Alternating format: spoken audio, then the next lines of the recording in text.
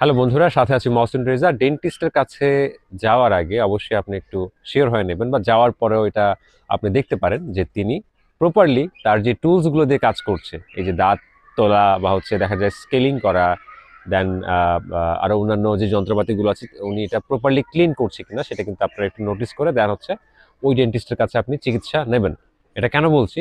যদি তিনি প্রপারলি সেগুলোকে ডিসইনফ্যাক্ট না করে থাকেন, বা এগুলোকে যদি স্টেরিলাইজ না করে থাকেন, সেই ক্ষেত্রে কিন্তু আপনার খুব একটা ভয়ঙ্কর মানে ভাইরাসজনিত রোগ হওয়ার সম্ভাবনা থাকে, সেটা হচ্ছে হ্যাপাটাইটিস বি। ঠিক আছে?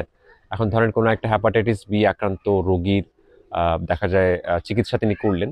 তো তিনি প্রপারলি যদি তার টুলসগুলো মানে পরিষ্কার না করেন বা মানে জীবাণুমুক্ত না করেন, সেই ক্ষেত্রে কিন্তু মানে সুস্থ মানুষের শরীরেও সেটা ছড়াতে পারে। তো আমি রিসেন্ট আমার আম্মুকে নিয়ে গিয়েছিলাম একজন ডেন্টিস্টের কাছে।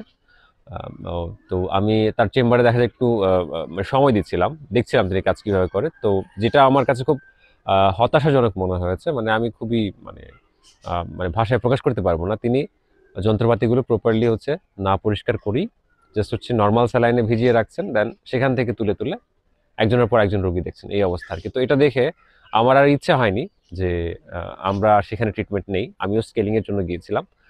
তো আমি এই বিষয়টা উনাকে অবগত করে যে, ডাক্তার সাহেব আসলে এগুলো তো ঠিক না।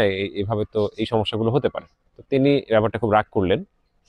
তো এরকমটা কিন্তু প্রায়শই হচ্ছে। তো একজন বিডিএস করা ডাক্তার, ঠিক আছে?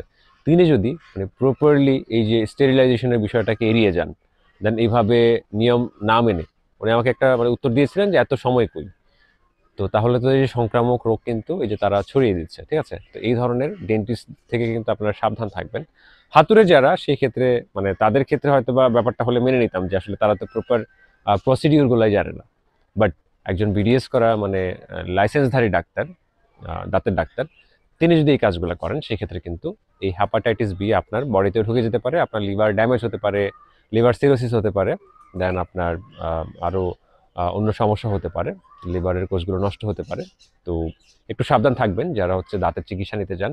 ডেন্টিস্টদের চেম্বারে বসে এট লিস্ট আপনি একটু খেয়াল করবেন যে এগুলা প্রপারলি তারা ক্লিন করছে কিনা। ঠিক আছে? ধন্যবাদ।